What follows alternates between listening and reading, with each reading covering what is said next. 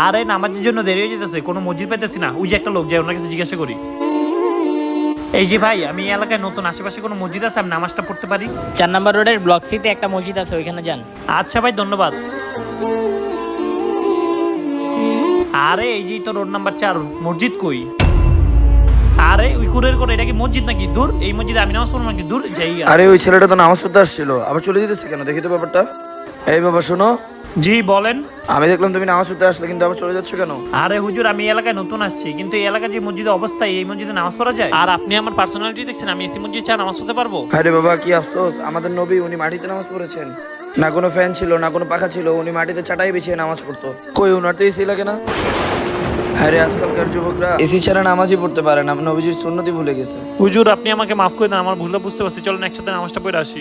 যাক, আল্লাহ তোমাকে হেদায়েত দান করছে বাবা। হুজুরের কথাটি ভালো লাগলে কমেন্টে অন্তত একবার মাশাআল্লাহ বলে যাবেন।